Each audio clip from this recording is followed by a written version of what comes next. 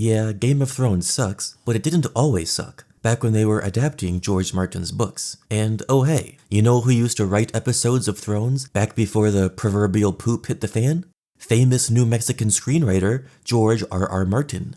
I've been kind of annoying about my dislike of most of Game of Thrones compared to George Martin's books, so I think it's a fun idea to take a look at the episodes of Thrones that Martin wrote himself. Do they hold up, or is my precious elderly hippie washed? Martin started doing screenplays in 1985, at age 37, because the executive producer of CBS's Twilight Zone reboot asked George if he wanted to send in a script. That producer, Phil DeGuere, really liked George's first novel, The Armageddon Rag. Before Twilight Zone, DeGuere was going to adapt it into a feature film. It never got made, but it put George on the Hollywood map. By the way, read Armageddon Rag if you haven't. It's about a murder mystery amidst the disgusting rock and roll scene of the 60s and 70s, and the band is named Nazgul. I know you guys like that Tolkien shit. He also wrote 14 episodes of this late 80s Beauty and the Beast adaptation, which I assume is how he befriended Ron Perlman. George thought Perlman would have made a great Hound, and he also suggested Nicole Kidman for Cersei, which, I mean, if Game of Thrones was made a decade earlier, hell yeah. But George was also going to get his novel Fever Dream adapted, with Ron Perlman playing the lead role of Abner Marsh, a steamboat captain in the 1850s who befriends a nice vampire and has to fight a bunch of racist, evil vampires. Martin has the screenplay written, and had a deal with Disney that fell through, but there have been recent rumblings about Guillermo del Toro adapting it. He loves it, he says he wants to do it, but he doesn't want to do it now. He always says this project first, and that project first, and then this other project, but eventually he'll do Fever Dream, if he lives that long, and I live that long, and movies live that long. I don't know. I think Fever Dream would have been great.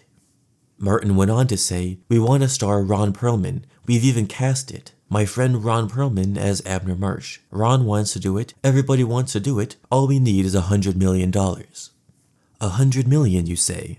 According to my scrupulous fact-finding mission, Martin's net worth is $120 million, and Ron Perlman's net worth is $18.5 million.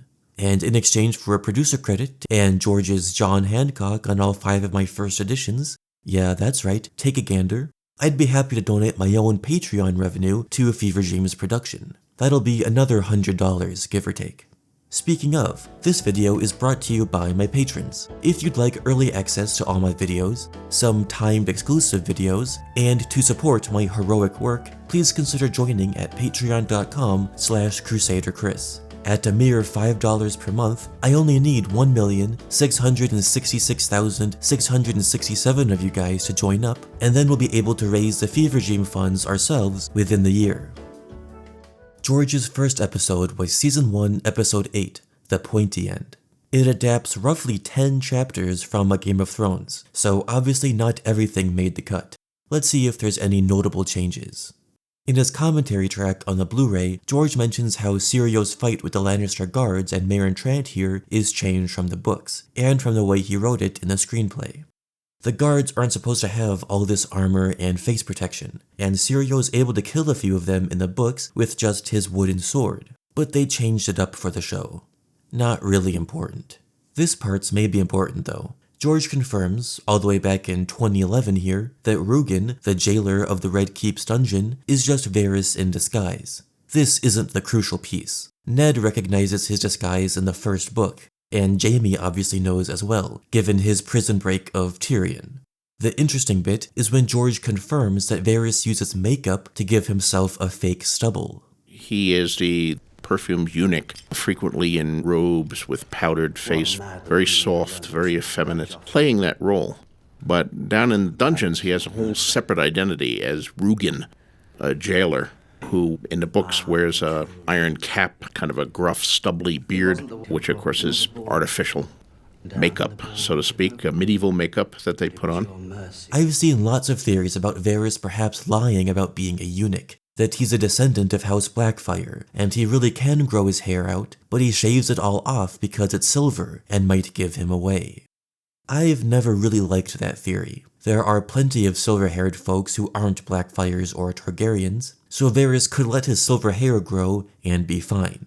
So maybe he just shaves his head for the sake of looking like a eunuch, as that persona makes him appear less threatening, and his role would be given away if he didn't shave. But if you are a conspiracy theorist, maybe you can read this as George playing up how often Varys uses disguises, that he keeps his face clean shaven as a sort of blank slate that he can add makeup to on a whim for when he needs to appear as Rugen. And when he appears as Varys, he chooses to be a eunuch to seem less threatening to people, thus giving him access to spaces and conversations that a typical man who can inherit land, marry, and procreate with women and father children might not have access to. For what it's worth though, I think Varys is telling the truth, and even if you want to believe he's a Blackfire, they're not mutually exclusive. He can be a Blackfire and also have been castrated by that evil sorcerer. On the subject of conspiracy theories, George notes how they left out Mormont's Raven, but he doesn't seem very upset about it. One of the characters from the books who's missing in the series is Lord Commander Mormont's Raven, who is a very old raven, almost a pet, who's constantly with him in the books and who can talk. Other of my readers said, thank God they got rid of that annoying raven. Boy, he's my least favorite part of the books. He's always breaking in to say corn, corn. So whether the raven will ever show up, I don't know. Maybe he's hinting that there's no secret consciousness inside the bird, like Bloodraven or Benjen Stark, who's trying to impact events like Jon's choosing as Lord Commander. It's just an annoying bird, people.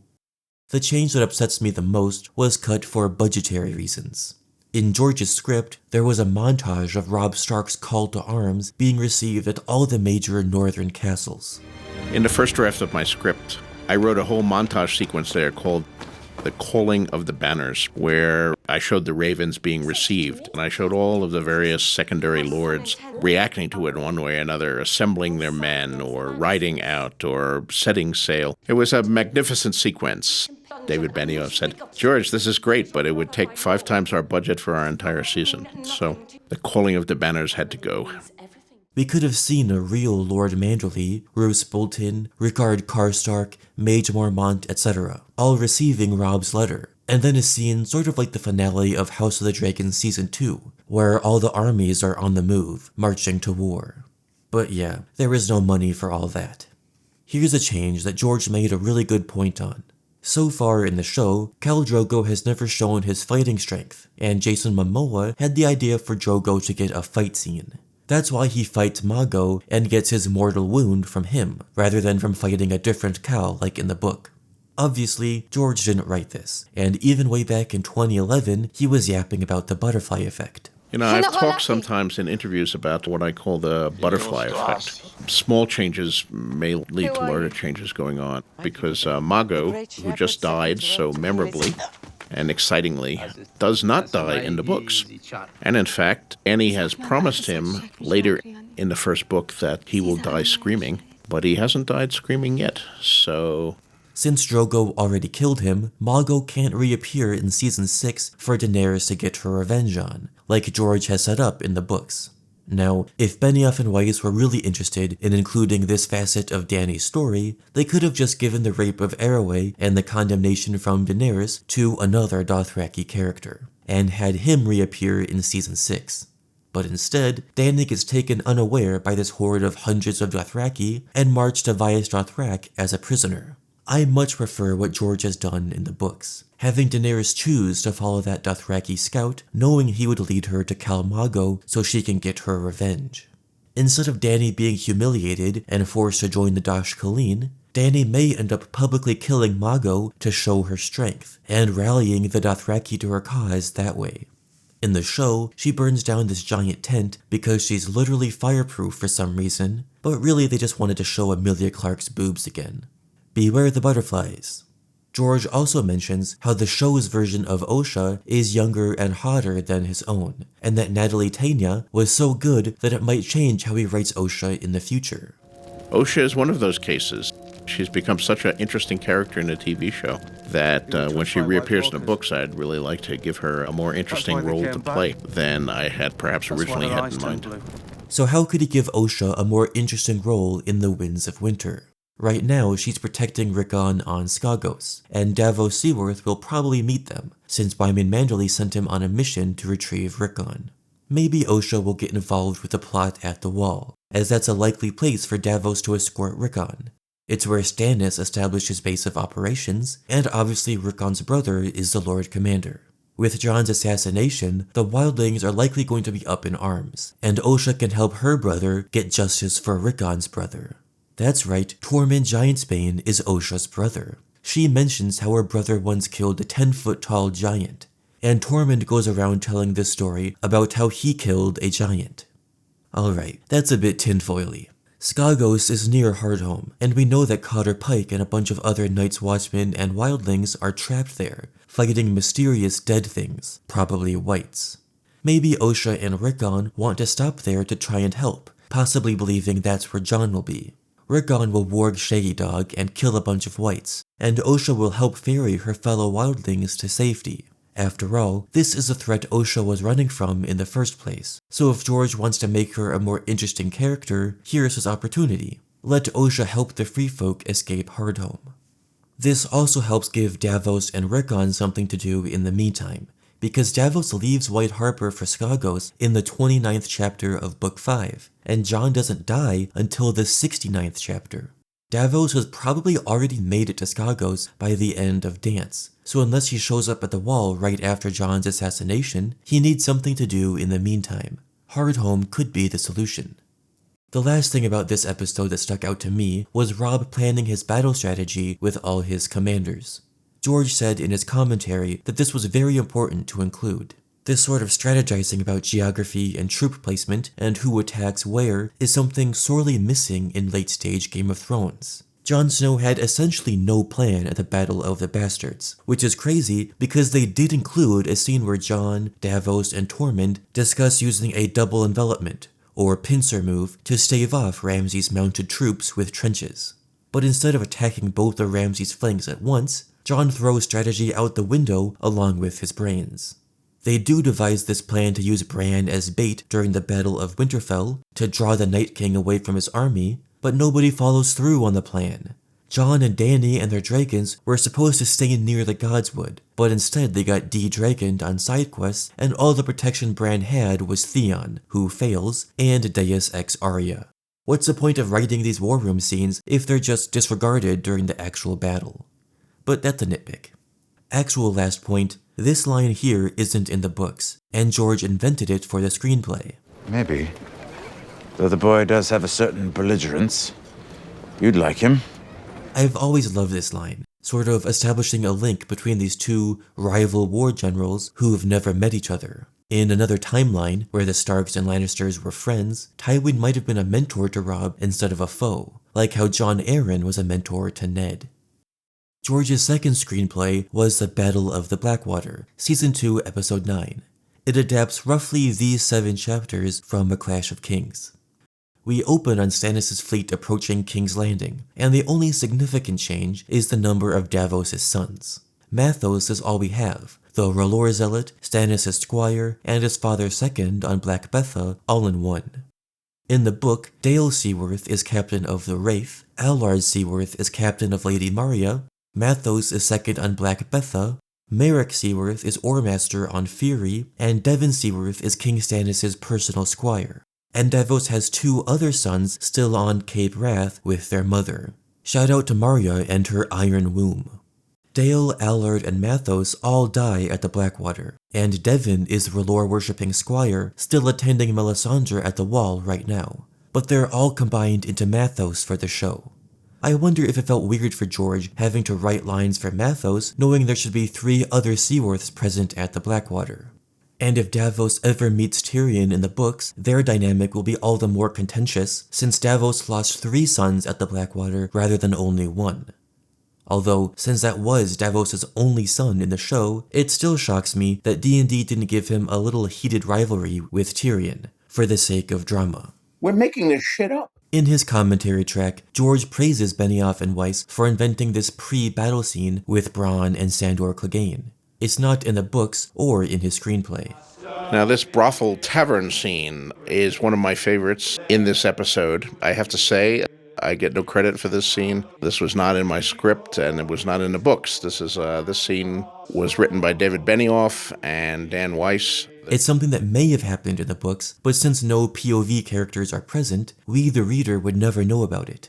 That's one instance where the medium of television actually enhances A Song of Ice and Fire. When the battle begins, we are missing the enormous chain boom that Tyrion puts in the Blackwater rush to trap Stannis' ships. George wanted it in his script, but had to cut it for budgetary reasons.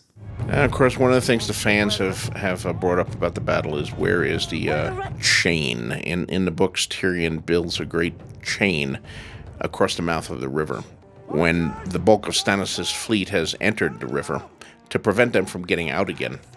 And of course, the chain was probably the first element of the battle to be removed. Even before I started work on the script, Dan and David said, we've priced out the chain, we can't afford to do the chain. So the chain was... A small thing I noticed is that George changed when Tyrion says his line, "Those are brave men, let's go kill them."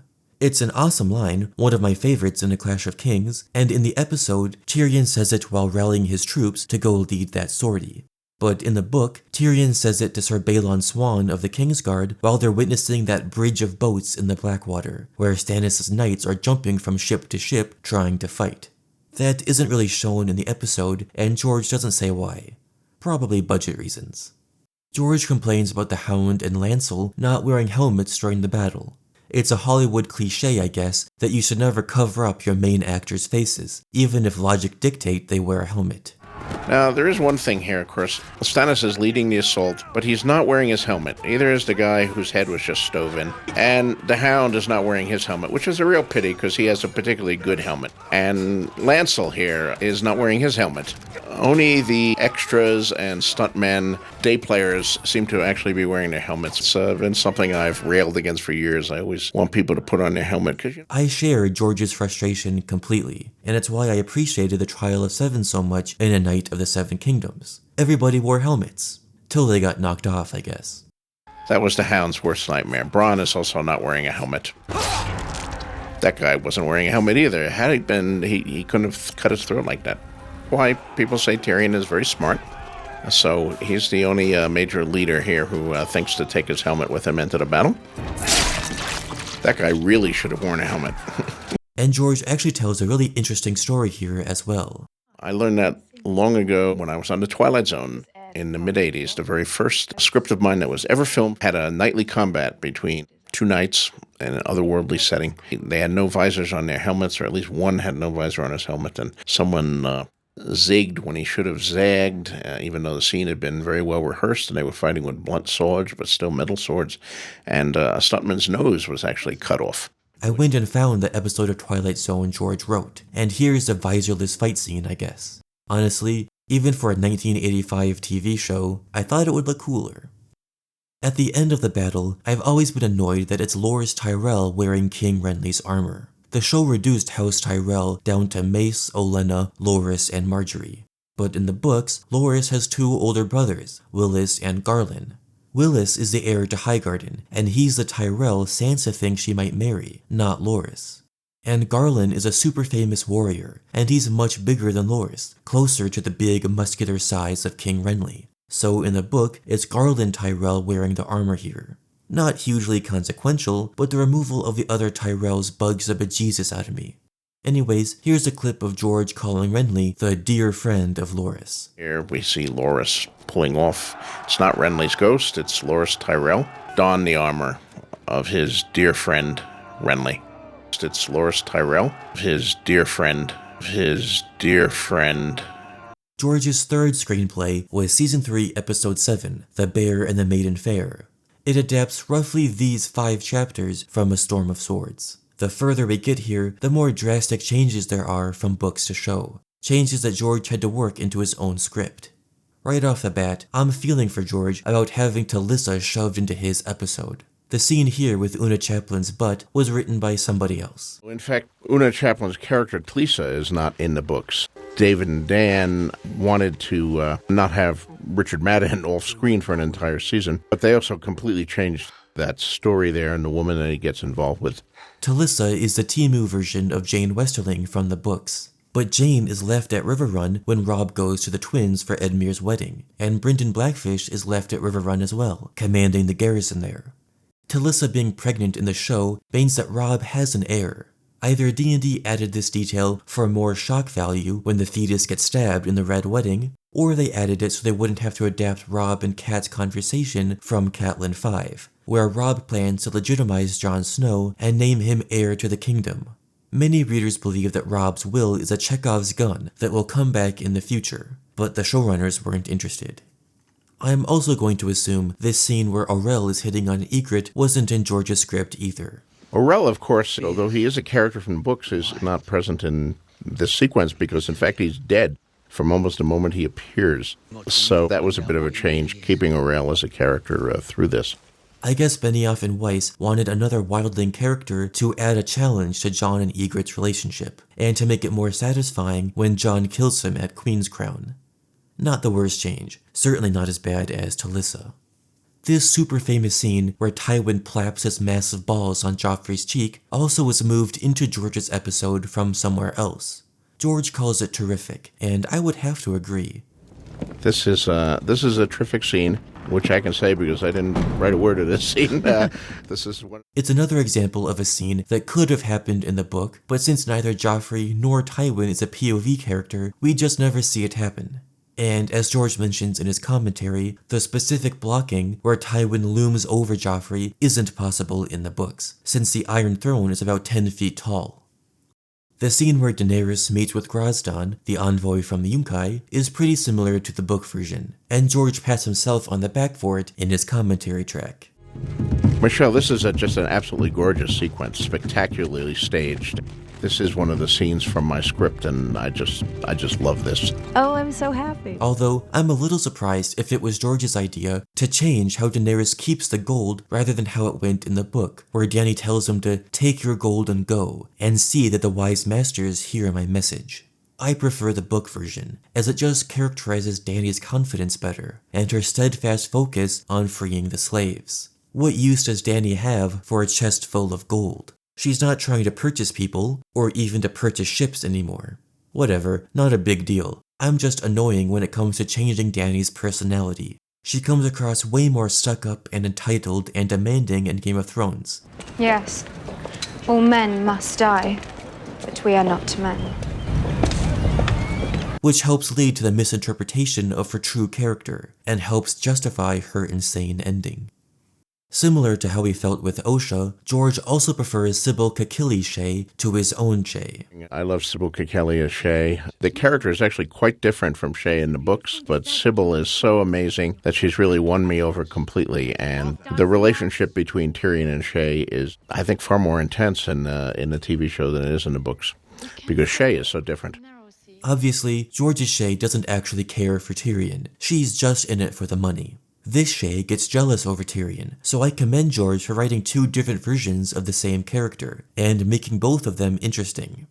Shay is dead as hell in the books, so George can't change the way he writes her anymore. Now here's where I've got to start beefing with George R.R. Martin. He confesses to have written this Gendry-Melisandre boat scene himself. This scene was in my episode where they come back, and I decided to add the ship sequence, and I liked the visual of them coming back and passing the Red Keep, the irony of it, where... I guess the scene in a vacuum is fine. If you're already deleting Edric Storm, and you're already having Melisandre fetch Gendry out of the woods, this boat scene isn't doing any extra harm. But the removal of Gendry from the Riverlands makes Brienne's chapters in A Feast for Crows a lot worse, since he's not there at the Inn at the Crossroads to help Brienne fend off the brave companions. Which means that scene just never happens, which is perhaps the most emblematic scene of one of George's most heroic characters. Brienne is then never taken to the Brotherhood and Lady Stoneheart because they never adapt Lady Stoneheart. I wonder if George knew as he was writing this episode that Catelyn was going to stay dead after the Red Wedding in the show. That would explain why he's less worked up about the Gendry change than I am, but the plotline is so much more meaningful if Gendry stays put. The torture porn stuff with Theon and Ramsay was not written by George, either in the script or in the books. Take his word for it. And George, this is one of your scenes, isn't it? No. I have absolutely nothing to do with these Theon scenes. I saw this for the first time when an episode was broadcast. The Theon torture is obviously a very effective way to manipulate the audience's emotions. At first, we're happy Theon's getting some comeuppance for killing those 2 boys and taking Winterfell from Bran, and overall just being kind of a dickhead. But then we start to feel bad for Theon despite ourselves, because this level of torture is just cruel. While I do think visual shock value was the main reason D&D portrayed Theon's torture, it's also just a filmmaking reality that you don't want to forget about Theon for 2 seasons and risk Alfie Allen being unavailable to come back. So I understand why they kept him around and showed us his transformation into Reek. George's version is more eerie and effective, but ultimately it's just a microcosm of the difference between the mediums. You can stop writing a character for 2 books and then bring him back, but it's harder to fire an actor for 2 seasons and bring him back. Although, Bran wasn't in season 5 at all, so... It's also worth noting that 2 of George's scenes got moved from this episode to episode 8. The scene where Dany meets with the sellsword captains, and the great sequence where Sam kills the White Walker and saves Gilly, that was all George, and it's all from the books. George is very good at adapting his own material. But in his commentary track, George also mentions that the bear pit scene where Jaime goes back to save Brienne was from a different episode, and it got moved into his episode. If you'll allow me another moment of nerd rage, the worst omission from this episode was Jaime's Weirwood Stump dream. Obviously, Benioff and Weiss had zero interest in the many narratively impactful dream sequences the characters have, Daenerys' Dragon dreams foremost among them. It's a little nuts that D&D slapped the bear pit scene into the ending of George's episode and also omitted the dream that prompts Jaime to go back for her. He's alone in the bowels of Casterly Rock, naked, facing his former brothers of the Kingsguard. Cersei leaves him, but Brienne stays. She swore an oath to keep him safe, and here she was keeping that oath, even in his dream. She asks Jaime what lives down here in the darkness. There was no bear, no lion, only doom. Not only does this dream prompt Jaime to save Brienne and to think more positively of her, it foreshadows his eventual breakup with Cersei. In the dream, it's she who leaves him alone in fear, and in A Feast for Crows, it's Jaime who leaves her in King's Landing to deal with the High Sparrow alone. And the dream might even foreshadow Jaime's future involvement in the Long Night.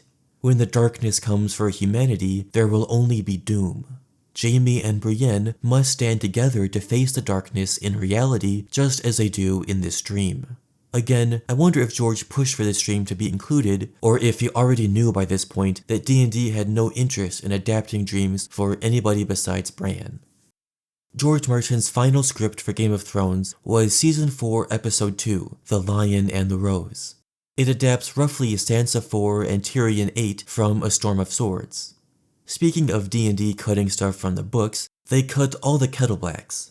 In Book 4, Cersei tells Osney Kettleblack to seduce Queen Marjorie so that Cersei can send him to the Wall, where his next task is to assassinate Lord Commander Jon Snow.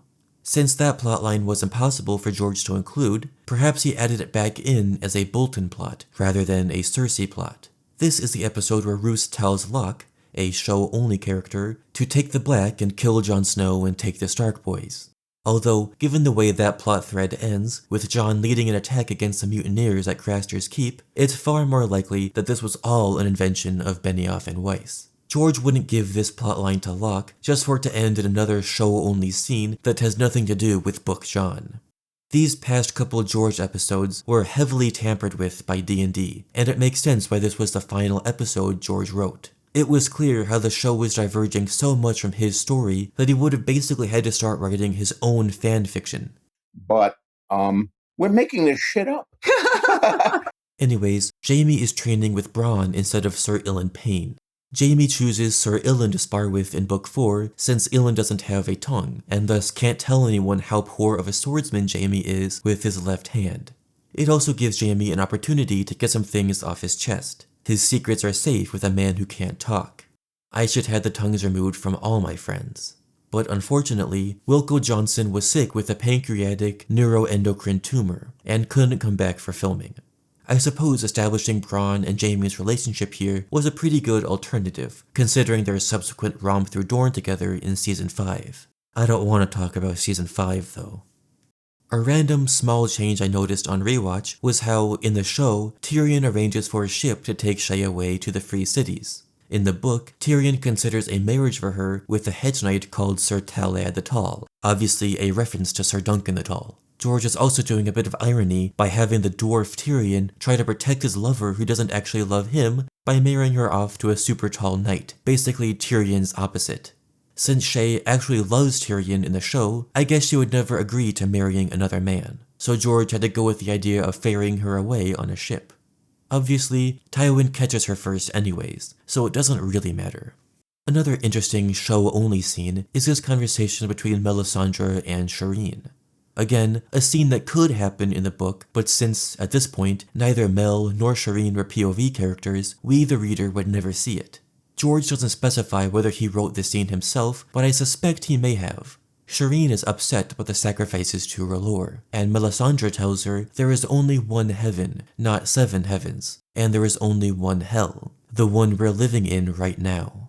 This works really well as some eerie foreshadowing of Melisandre's burning Shireen a season later.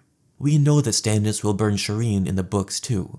When George first told us about this, it was one of those moments where I remember looking at Dan, it was just like, oh, it's so hard. So perhaps George wrote this scene to give Shireen's death a little more flavor, a little more tragedy, showing us how Shireen was not a willing participant of human sacrifice, whether it was herself being sacrificed or men from her father's court.